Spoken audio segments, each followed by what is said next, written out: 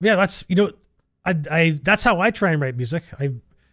I didn't notice her doing the same thing till you pointed it out. But yeah, I almost never have choruses in my songs. Almost never have verses or bridges. As far as I could tell, it's like a big long bridge. The whole song's a bridge.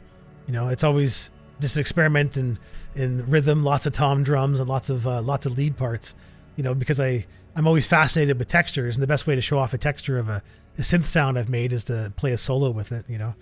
I find anyway, even if it's a simple solo, it doesn't have to be complicated or flashy, but just something where it brings it out to the forefront. Where does that come from then? Does that come from what you've learned, or have you always been like that? Have you always been that sort of episodic writer rather than a what would you say, a formalist writer of the sort of verse chorus kind of guy? Well, it only ever happened with Death by Design too. Like the bands I was in, I wrote music with before. We only rarely wrote music the way I do music.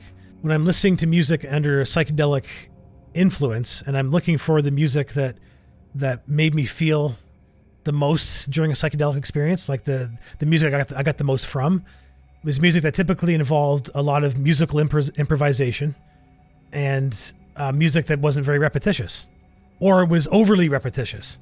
Repetitious as a way of disarming you mentally.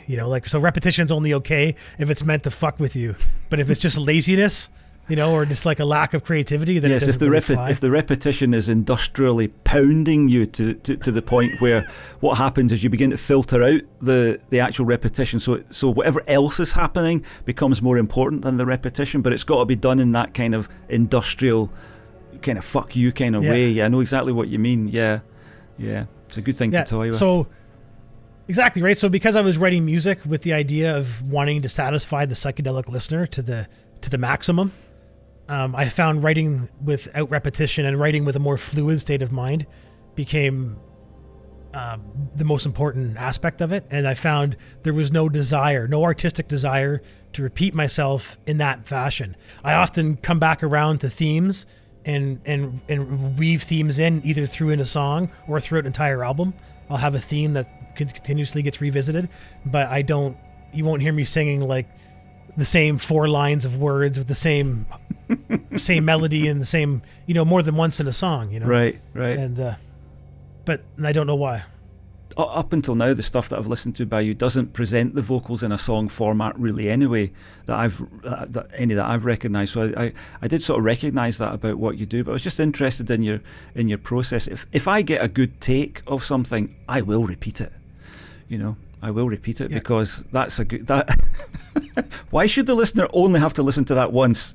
I mean, if I had to only do my good takes once, only present them once, it would take me about 10 years to make an album. I've got to... And then if I get a good thing and I don't know what to do with it next, I'll turn the good thing backwards and see if that works. Oh, yeah. And then if it doesn't work backwards, I'll edit it until it does fit.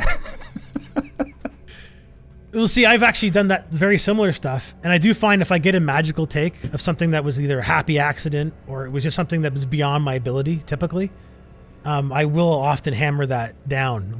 Like if it evokes a magical feeling too, when I first hear it or first play it, I'll be like, the listener's going to feel that too.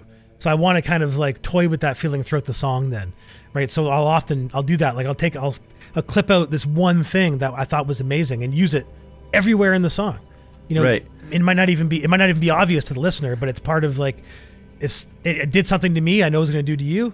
So I put it in the song. I make sure it's part of that, and I don't try and fuck with that because I know part of the magic was that one take, one thing. So you are repeating things, but you're just not repeating it in the formal structure of songwriting that most people would understand.